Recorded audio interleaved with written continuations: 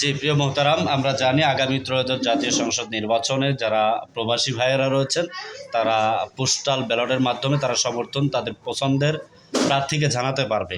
তো এই ব্যাপারে আপনার কাছে কি বার্তা রয়েছে প্রবাসী ভাইদের জন্য একটু বলবেন ইনশাআল্লাহ। আলহামদুলিল্লাহ, আসলে প্রবাসী ভাইদের জন্য বর্তমান সরকার যে সুযোগটা করেছে এটা আমার যত সম্ভব আগে আমি জানি যে এই ধরনের সুযোগ আগে ছিল না। তো আলহামদুলিল্লাহ এইবার আমাদের সরকার এই ব্যবস্থা করেছে যে প্রবাসীরা পোস্টাল ব্যালটের মাধ্যমে তারা তাদের সমর্থন জানাতে পারবে। তো আলহামদুলিল্লাহ এই সংবাদ প্রচার হওয়ার পর প্রবাসীরা আমাকে SMS করতেছে বিভিন্নভাবে যে ভাই আমরা ইসলামের পক্ষে হাত পাখার পক্ষেই থাকবো। হ্যাঁ, সেই জন্য তারা বিভিন্নভাবে আমাকে মেসেজ করছে যে তারা হাত পাখার পক্ষে থাকবে, কারণ তারা জানে যে ইসলামী দল বলতেই তারা এখন হাত পাখাকে বুঝে ইসলামী আন্দোলন করছে।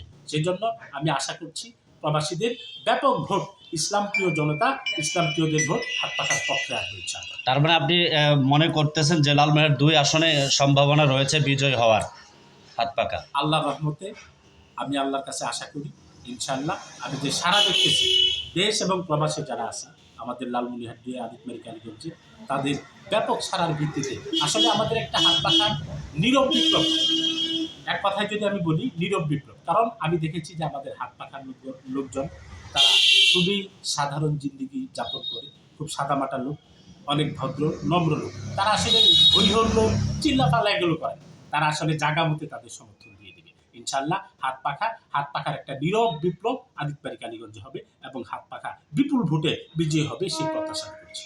অসংখ্য ধন্যবাদ আপনাকে। আপনাদের